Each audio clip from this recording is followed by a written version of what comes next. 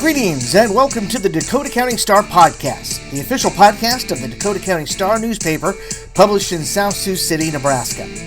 I'm Michael Carnes, publisher of the Dakota County Star, and your host for our weekly podcast where we talk about what's going on in South Sioux City and the rest of Dakota County. We'll highlight what is in this week's edition of the Dakota County Star and discuss, well, you never really know what will be coming up because, quite frankly, I'm not even sure what we'll be talking about week to week because that's just how I roll. The Dakota County Star Podcast is sponsored by, well, right now we don't really have a sponsor as we're just trying to get this thing started. But if your business would like to be featured on our podcast, give me a call at 402-494-4264, or you can email me at mike@dakscostar.com, and we can make that happen.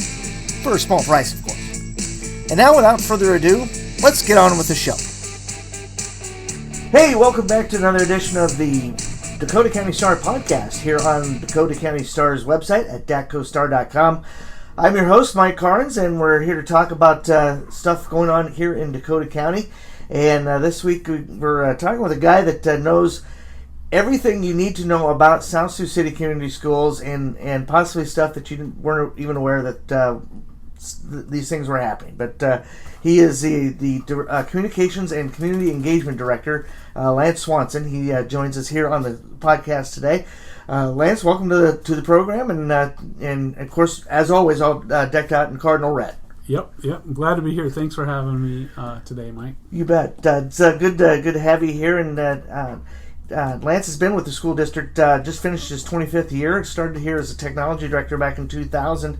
And he's done a variety of things. He's been very, very involved in the technology that now exists at the school, and on top of that, he's all over the place. I'll tell you what, if I had $1 for every photo or every story that came out of the school that he submitted to the newspaper, I think I'd have the paper paid off by now. It's he does fantastic work. It's always great to help us out here at the Star as far as covering the school, and so thought we'd talk with him a little bit and talk about some of the stuff that's been going on at the school this past year and what's to come. And I know that you got into this kind of in a sideways. You know, most Right. people who are in education intentionally go into education. You kind of started out in technology and kind of found your way into the school district. How did that all come about?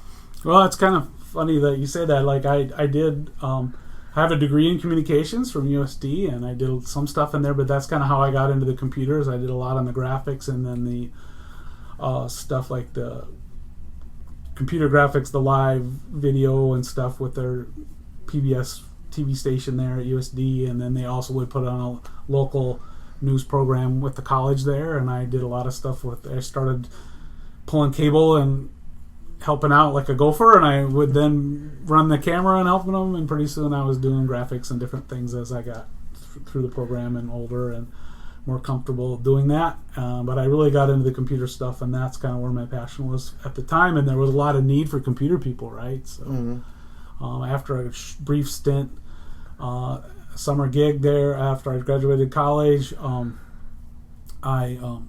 there was openings at Gateway, galore. They were hiring people left and right, and I had some of those skills and went to work there. It was like going to a boot camp. So Yeah.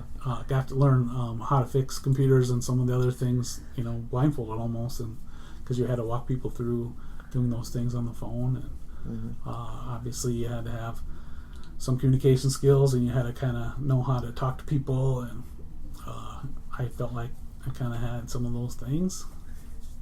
Yeah, you're telling me about getting a job a teaching job at Mount Marty. Yeah, you were working for a place in Vermilion or Yankton, and you and your wife had just gotten married, and somebody called you up one day and offered you a teaching job. That's nobody's ever offered me a teaching job before, by the way. But well, once again, there was one of those things where the controller there at where I was working my full-time job at Gurney's there. I happened to be standing there or was right near him, and he handed me the phone, and the registrar from Mount Marty needed someone to teach a computer class, and of course I knew a lot of that stuff, and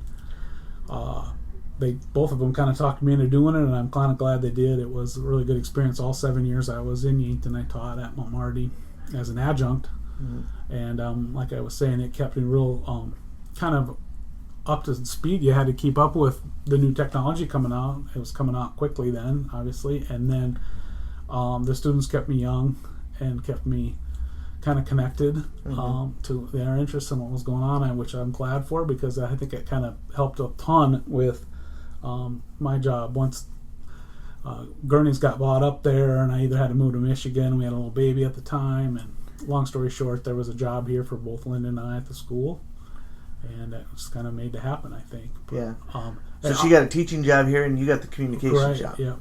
And that's kind of, I should mention too, I think I'd be married to a teacher helped a ton in coming into a school district and knowing the environment and the situation. But also I grew up, my mom was an art teacher, she's retired now, but I think that helped a ton too, obviously, not growing up in that culture and understanding.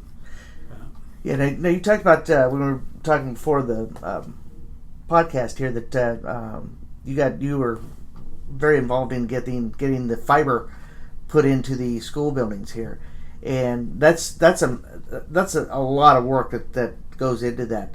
Talk a little about how getting the fiber and being able to get all, because there's 8 buildings in the district. Yeah, there's 8, then plus the alternative school was. So you got and like, then there's administration buildings. So there's about, you got 10 buildings that you're trying to put together, and all of them in different, not only different locations but different communities, because you got Dakota City Elementary to deal with. So talk about how you get all that put together. Yeah, good one.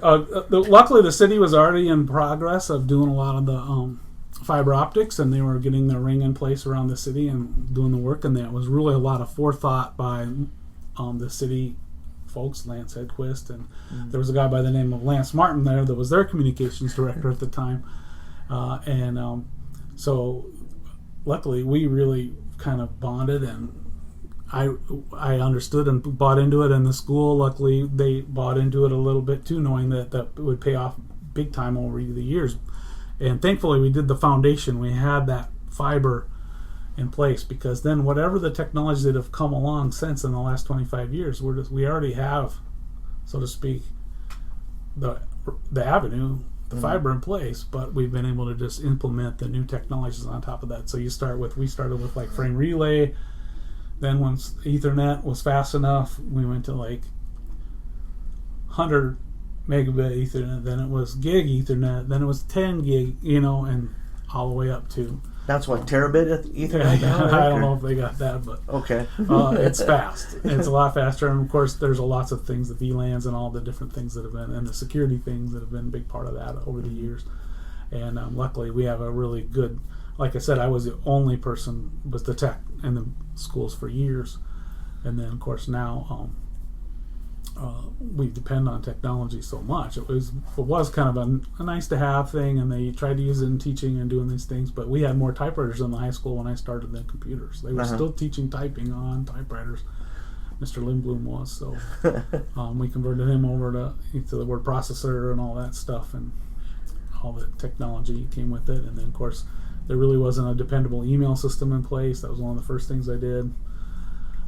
We didn't have, none of the stuff was really saved to a localized server. Everything you had to save on a floppy disk, or flash drives weren't even really invented yet. No.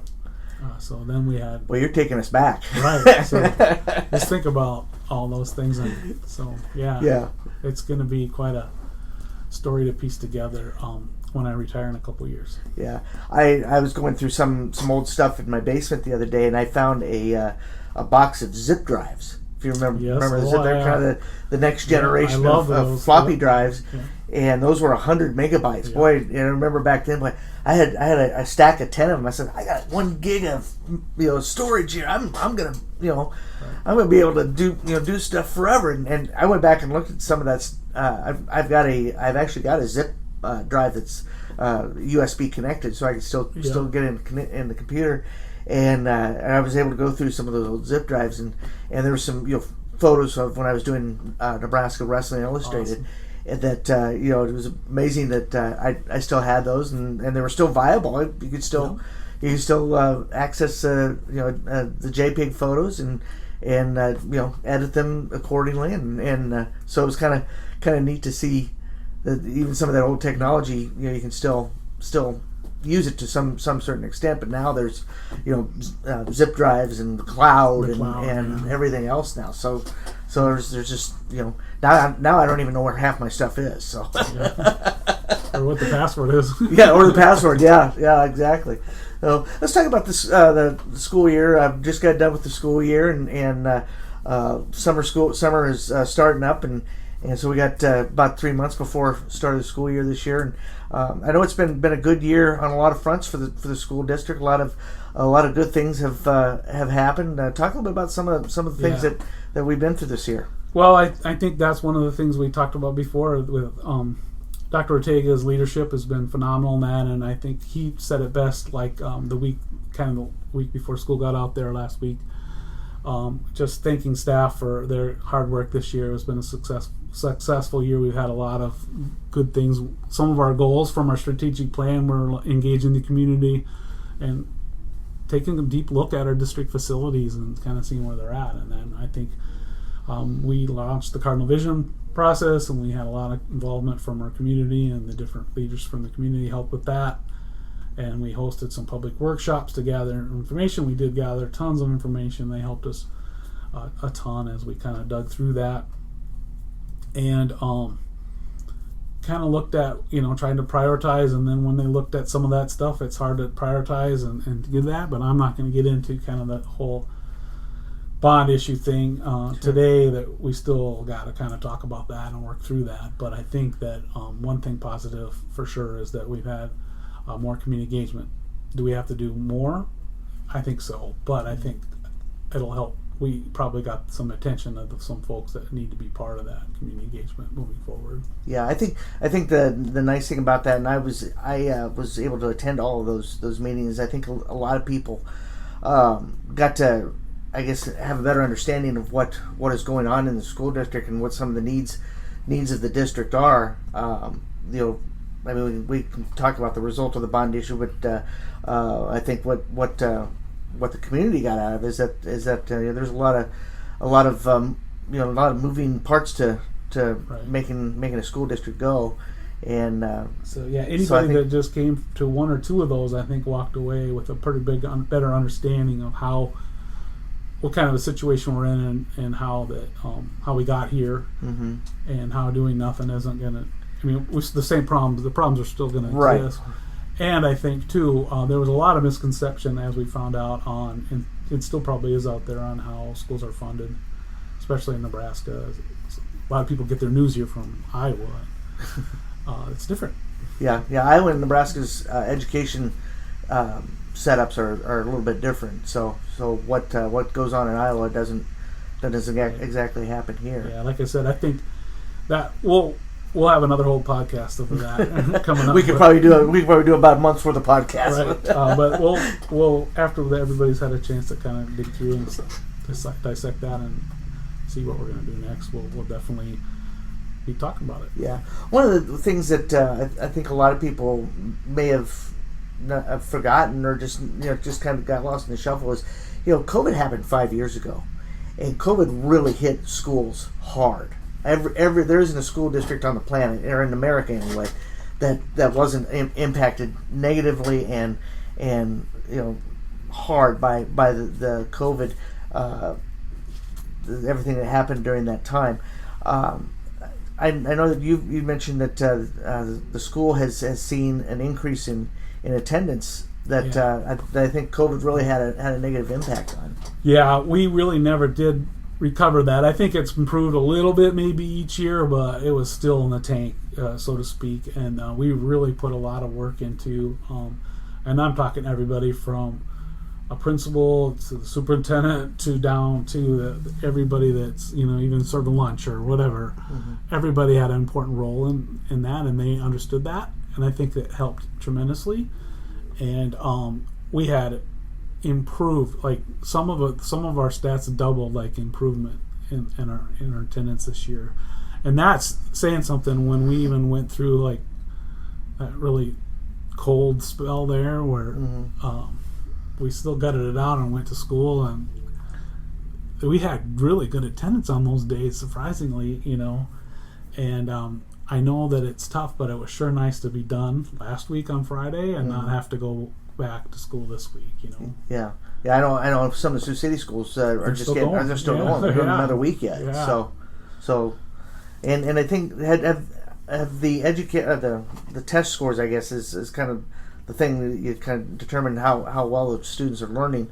Is that something that you've seen improve as well? Yeah, Dr. Ortega sent out a note, like I said, and he had mentioned in there just some really showed some good improvements in our district-wide gains, I should say, in ELA, math, and science. And we had a lot of, like I said before, I think he really thanked our staff and hit home the fact about the attendance piece. We put a lot of work into our curriculum. Last year we spent a lot of time studying and changing the curriculums.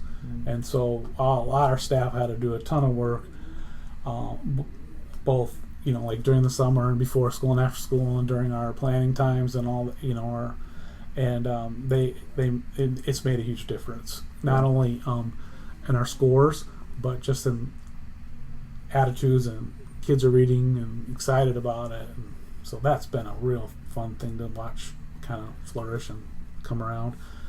Our middle school spent a lot of time this year refocusing on the PLC process, and that's called professional learning communities, and it's just a fancy term to let's talk as teachers and see what, let's look at the data and let's talk about it. So what I mean by that is, like, if we both teach math, and if there's one particular part of that coursework that I'm doing a good job at and the scores show that, you're going to come ask me what I'm doing, and then I'm going to look at yours and say, well, what are you doing over here in this other part?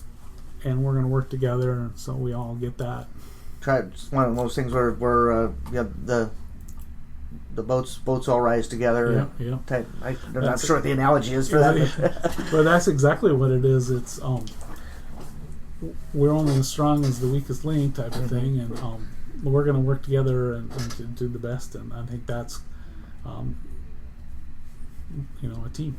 Yeah, one of the things I've been interested to see develop is the academy concept that you've done with the high schools. I don't think I've seen any other high school in the state do what you guys are trying with this. And talk a little bit about how that came together and what that all means. Yeah, good. I mean, certainly a lot of where it's modeled after, but other ones have gone and done some of this stuff both in Nebraska and across the United States. And so, but basically we just finished our first year of the freshman academy piece, and then the academy model is then the students come into the freshman academy and they get to kind of look at all the different career choices and different things, and then they can make a choice to choose one of the other academies after their freshman year. So it's a neat model. It helps us. We've worked a lot with the Chamber of Commerce, for example, and other business leaders and partners, and to see like what are the needs out there in our community. And we also look at too, not just any old job. We have to also keep in mind some things like high wage, like a decent wage, not something that's going to be, you want to have a skilled job, right. a good paying job, or at least be able to pay the bills and those kinds of things. And that's been a neat partnership to have. And those people that are out there running these businesses or owning these businesses are part of our team that comes in, and they have meetings and they see what their needs are and what they're seeing in their workforce or needing and coming up. And then that allows us to change kind of on a dime and to teach what they want to. Now, any student in our academy, we're not saying we're still teaching all the stuff that we're required to make them college ready. This is not a dead end street. Right. They're able to go to college if they choose. They're able to workforce if they choose, or they're able to go to the military. They're able to go to a 2-year program, a tech school type. We have a lot of them going to apprenticeships, and that's a huge thing too. And so a lot of them are our partners too.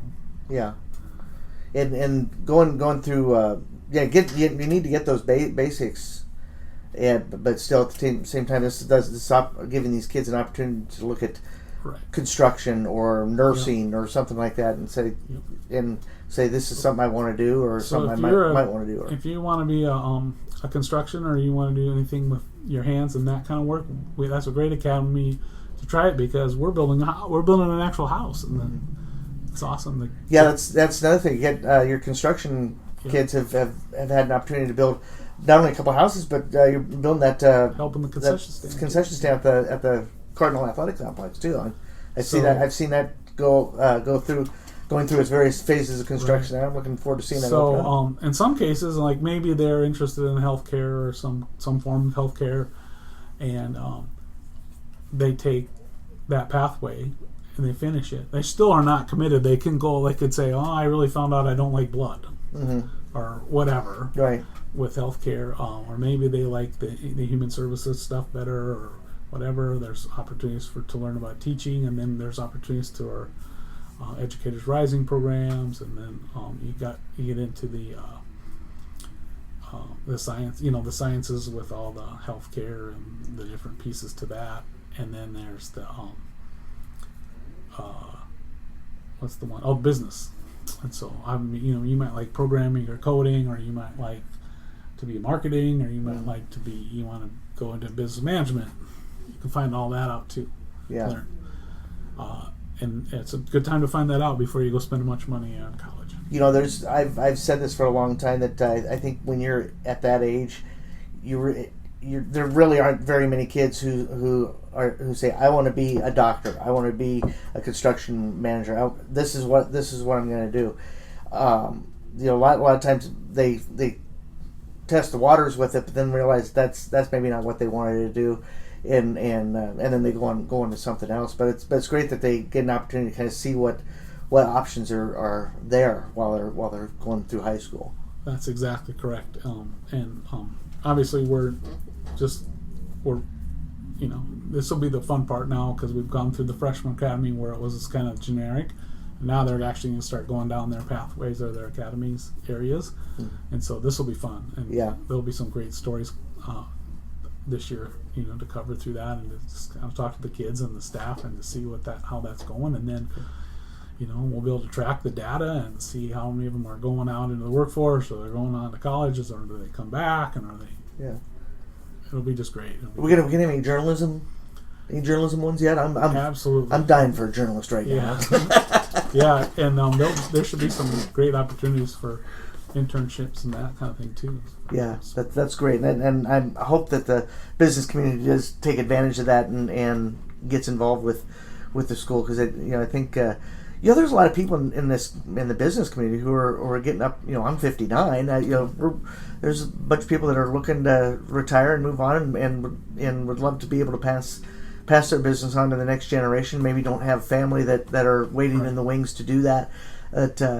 So for an opportunity for these kids to learn what's going, not only what's business careers, but what's happening in their community. There's a lot of options out there that they might be able to one day take advantage of and make their own way in that. You're exactly right. It's going to be. We've already seen a huge engagement piece. From the community, the business community, and like I said, the chamber, and they're excited about it, and they already feeling the need. So it's gonna be good. Yeah.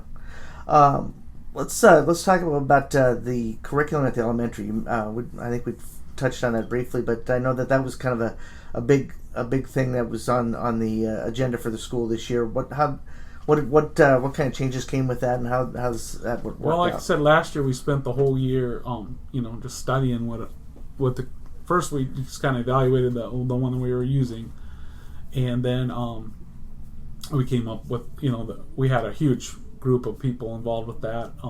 Everybody from parents to staff members to administrators, and then once they decided that, I think we need to look at a different a different curriculum altogether, which includes some software and some different things. But main thing is what are the reading? How are we teaching students to read and that sort of thing?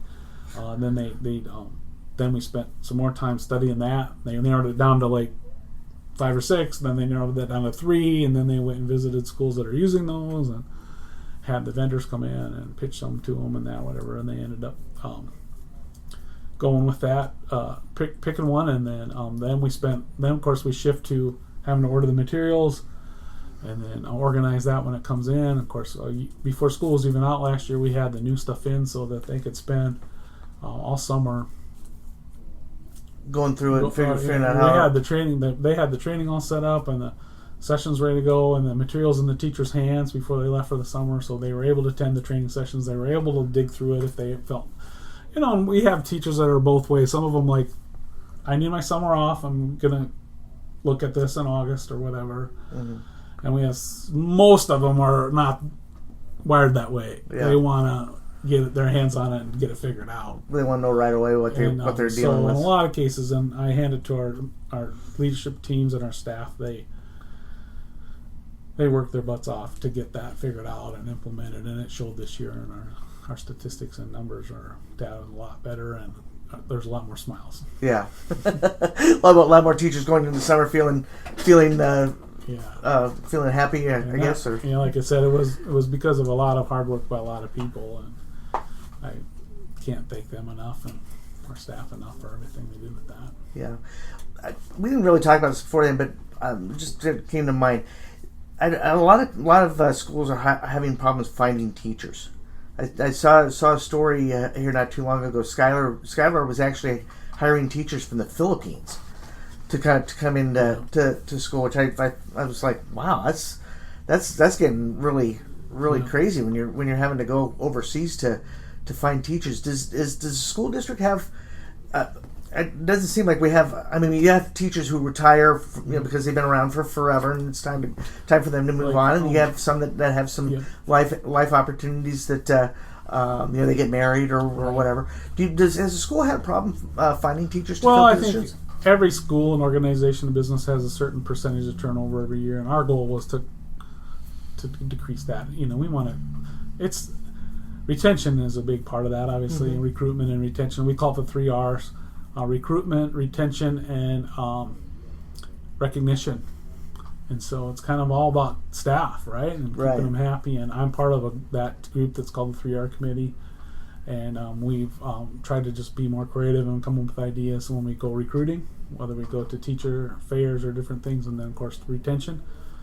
And then we just want to celebrate our staff more, too. And I think we've done those different things in our staff. See that we've held staff a party right before the holiday break. Mm-hmm. We held another one just the other week here, kind of to wrap up the year. And then, of course, at the building levels, they try and have those kinds of things too. So at the district level, we're celebrating, and at the building level, and then we include our principals and some of our staff when we do recruiting. When we go to let's say we're going to a teacher. I went to the one at USD because I'm a graduate of USD. My daughter's a graduate of USD, and I usually go along. We take someone. What's a principal typically? I had Mr. Swadek from Cardinal went along because he was a USD grad as well, and then we took a teacher from USD that's been fairly recently graduated because they know then they can talk about the education at the school at USD. When these younger students come by, they recognize them from seeing them in the hallway in the classes there too. Right. And that helps break the ice and talk to them. So, sure. Anyway. So the little things like that, they're not little. Those little things add up to big things, and they make a difference. And then, of course, we try to have our recruiting materials that talk about things that go on. Because, when we go out there and what we can provide someone as compared to a small school out in the middle of nowhere, Nebraska or South Dakota or Iowa or wherever, we have the metro area. We have the tri-state area. We're a smaller school district, so you have that kind of unique small school feeling. Mm-hmm. But access to the big opportunities, lots of, and when you're young in your 20s, you like to think about what is there to do, right? And there's things to do, whether it's here in town, different opportunities and events, and then in Sioux City, there's tons of them, especially with the Hard Rock and the Tyson, and whether you like sports or concerts or we have theater, theater, live. We even have orchestra and all that stuff, so it's awesome, right? And then on top of that, you're just an hour and 15 minutes, 20 minutes to Omaha. You're an hour to Sioux Falls. You know, it's not terrible to Des Moines. It's not terrible to the cities. It's not terrible to go to Kansas City. Yeah, you got the interstate right here, so you can hit Sioux Falls in about an hour, a little over an hour, and we can be in Omaha in a short amount of time. And that's my point. And even you can even go to Minneapolis. It's not about 3-4 hour drive, but it's a fun little weekend trip. Easy, and it's not if you're in Sydney, Nebraska. No, it's a little bit different out in Sydney. I'm just picking on them, but you know what I'm saying. It's like. But it's different than in other parts. And I've lived in other parts of the state. I've lived all over the state. In fact, I like to call myself a nomadic Nebraskan because I've lived in just about every part of the state. And the nice thing about this community is the fact that you have the small town vibe to it.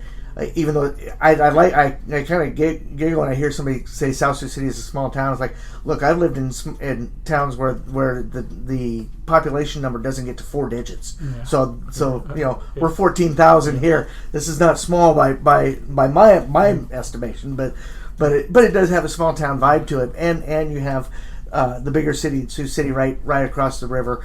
You have the access to the other cities, so it's a nice community.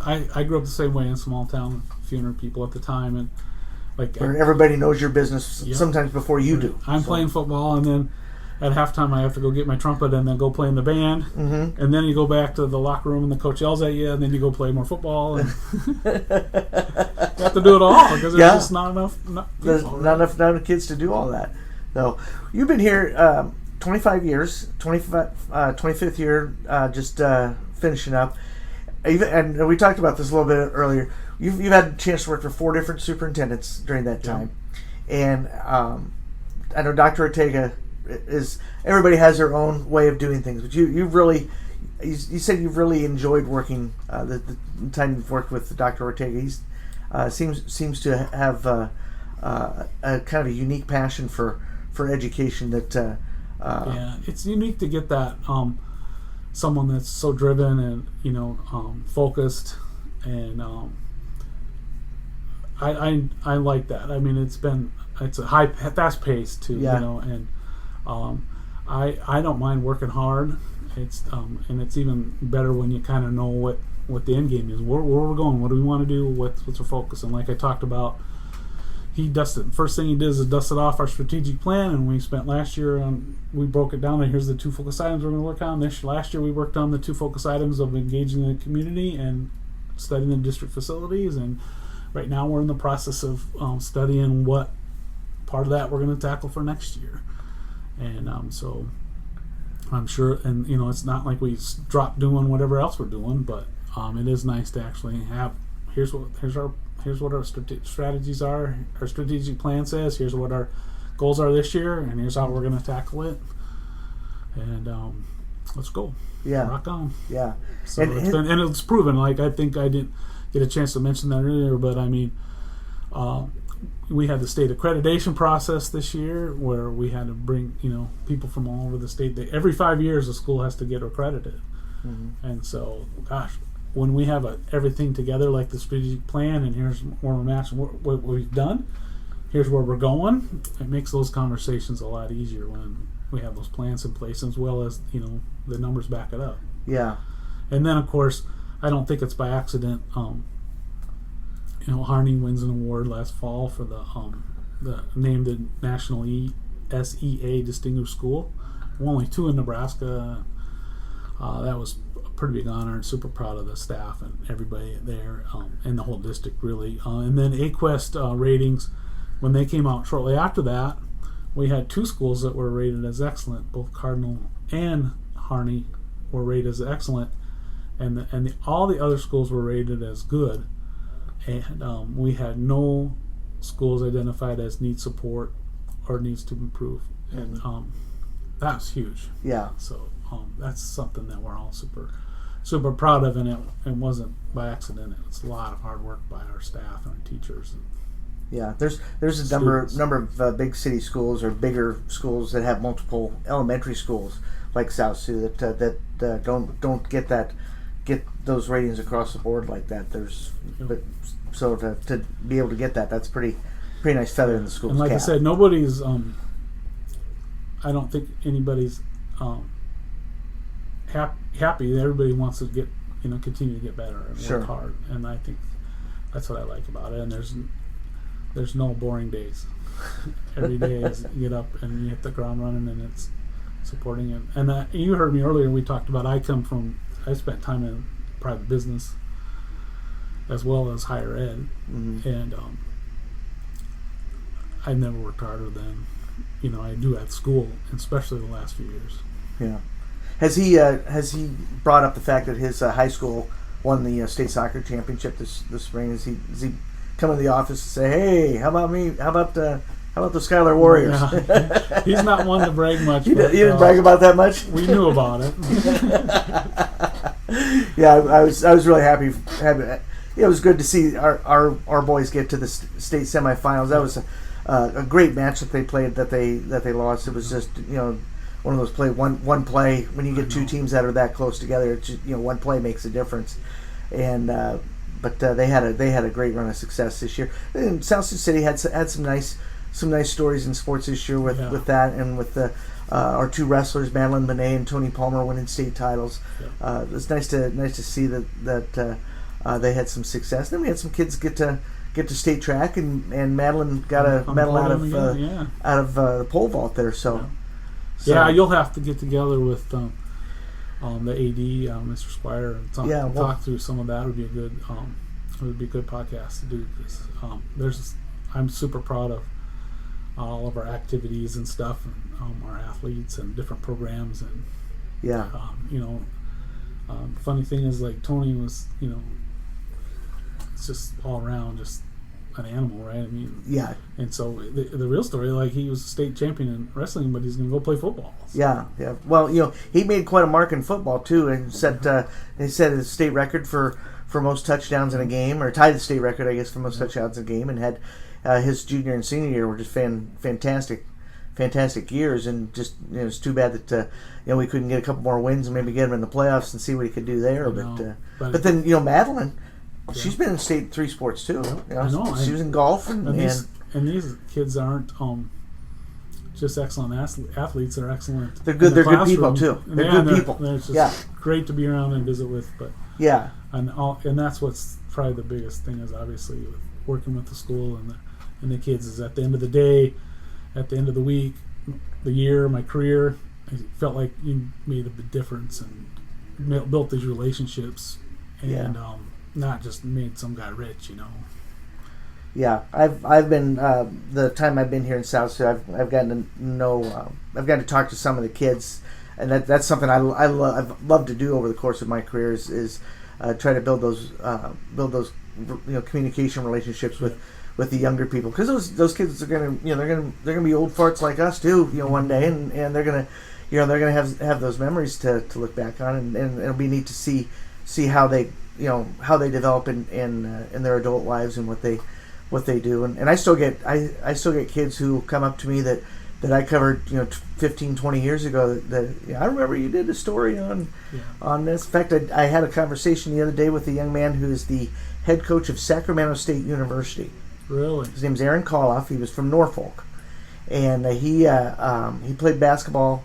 He competed at Norfolk Catholic High School back in the late 90s when I was at the Norfolk Daily News, and we still communicate to this day. We actually have a common interest because he has a son with autism, and I have a granddaughter with autism. So we've been able to kind of communicate on some of that stuff too. Yeah, so that's awesome. So it's really neat to see how some of these people, young people, grow into adults and what they do with their lives. And there's a few that kind of go the wrong way, but most of them go the right way, and that's the. And even if they kind of get off the path a little bit, a lot of them will come back around.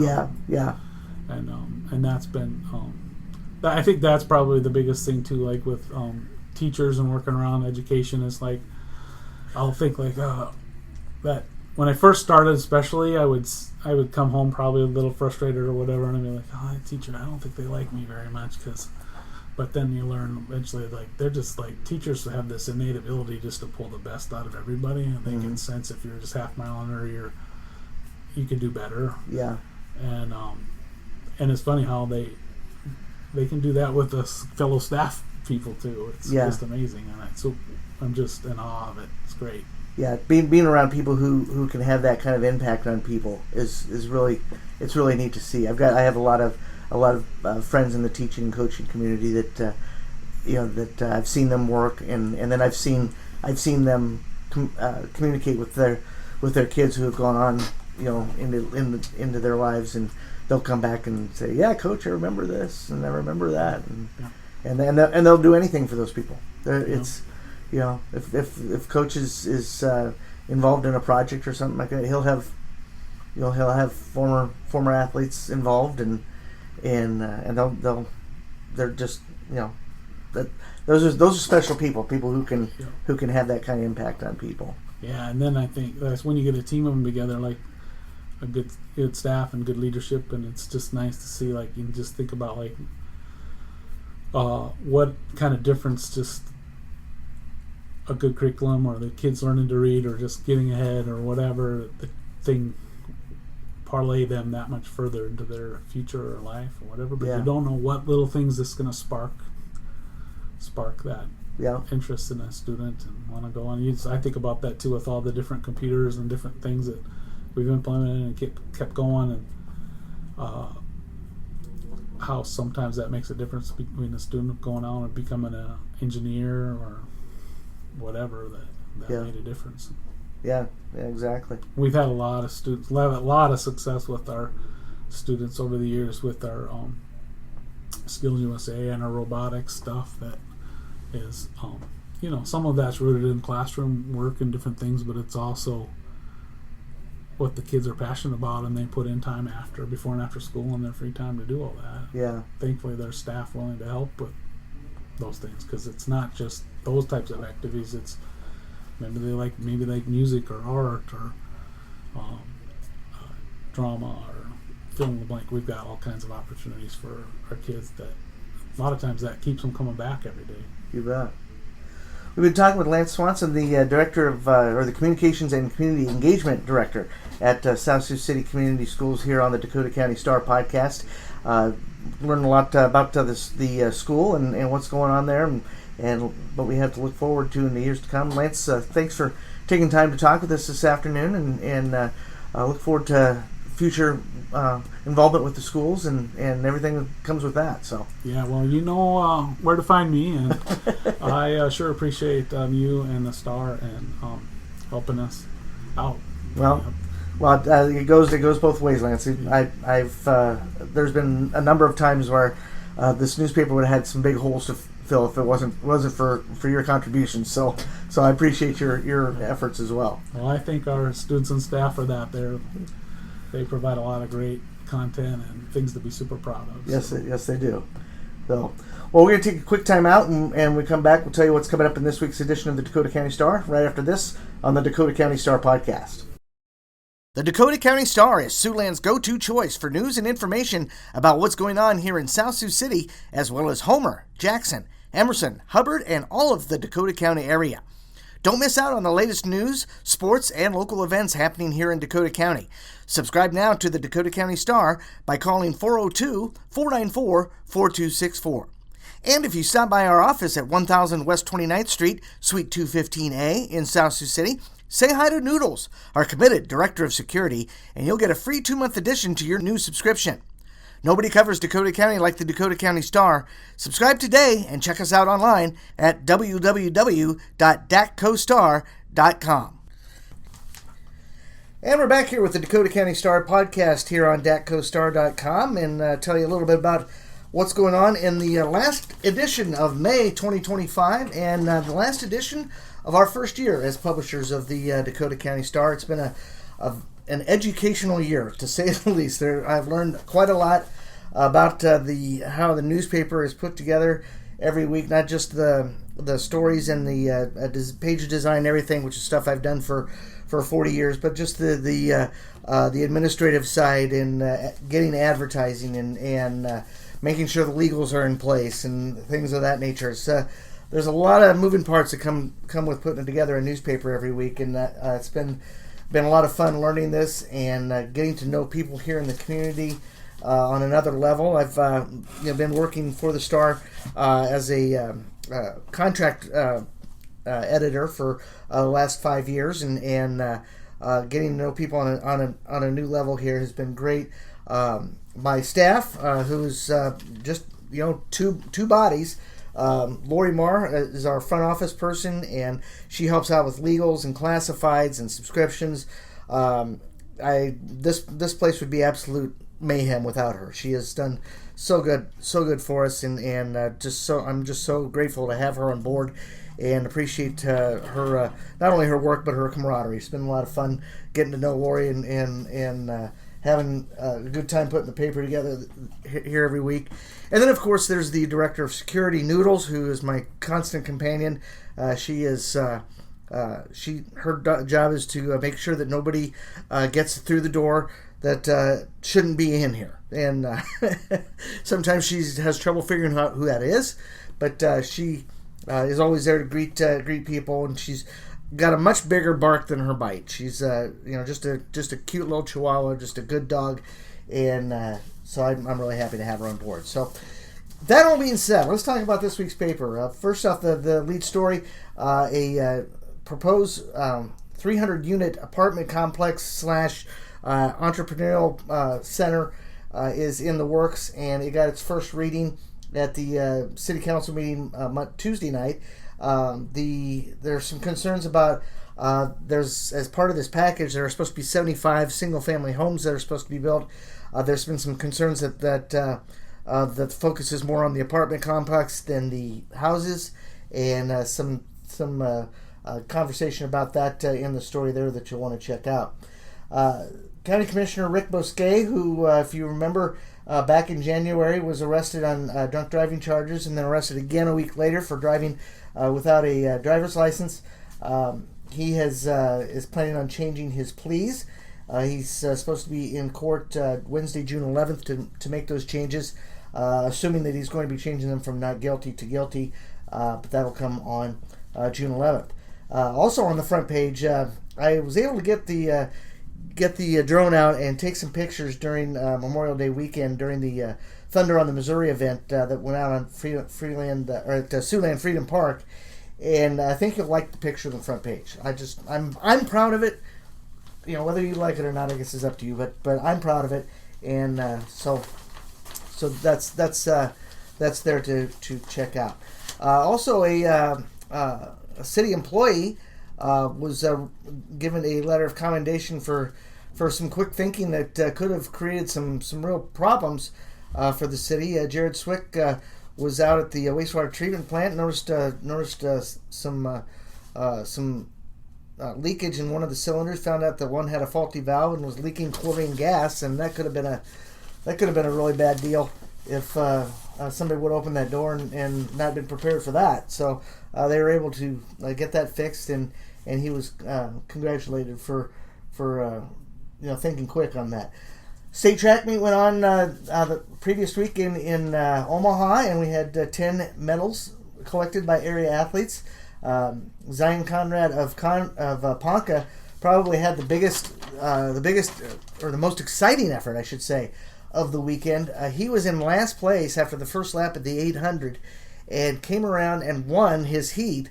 He was in the slow heat, ended up finishing 8th overall in Class C, but was able to get a medal out of that situation where he was in dead last too. He was a good probably 5 to 10 seconds behind first place in that race, and came around and got first and ended up getting a medal out of that. So great effort by them.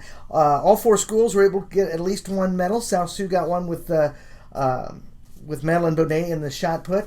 Homer got a bunch of medals. Tri-County Northeast got a couple medals. So great job by the area kids at the state track meet this past weekend. On the back of the second section, there's a big ad from Tri-State Physicians. They're going to be celebrating their 45th anniversary. They have a big thing next weekend out at their office there at 3900 Dakota Avenue that you'll want to check out. Some free food, some family fun, and lots of cool stuff. They're having their 50,000th, is that right? 50,000th patient coming up here in the coming days. I was going to intentionally sprain my ankle and go in and see if I could be number 50,000, but I don't think that's probably the right thing to do. But at any rate, that's coming up here this weekend. Some good local news from our local correspondents, and of course at the end of the month we always have a page from the Papio Missouri River NRD, and so that's in this week's edition of the Star as well. One other thing to mention, and this is particularly for those with subscriptions, the subscription rates going up as of June 1st. We've had to kind of increase the rates on those a little bit to handle the continuing rising costs of stuff, mostly with printing and with postage. So we're going to see a little bump in the subscription rates beginning June 1st. So when you get your subscriptions renewed, you'll need to take that into account. It's not a big increase. It's $2 a year, which is about 4 cents an issue maybe. So so it's not a big deal in that scheme of things, but still, we gotta stay in business, and that's one of the ways we got to do it. So there you go. Also, one other thing to mention on the front page, big ad for the Dakota Thurston County Fair. That's going to be here before we know it, July 30th through August 3rd, out there at the fairgrounds, just south of South Sioux City there. And so you want to check that out as well. That'll be coming up here before we know it. So if you got 4-H or county fair things that you're going to enter in or stuff like that, it's time to get to thinking about that. So that's going to do it for this week's edition of the Dakota County Star Podcast here on DCStar.com. Again, thanks to Lance Swanson for coming by and chatting about the schools, and we'll have somebody new in next week. We'll keep that a surprise because, quite frankly, I don't even know who it is yet either. But we'll have somebody here next week for another edition of the Dakota County Star Podcast.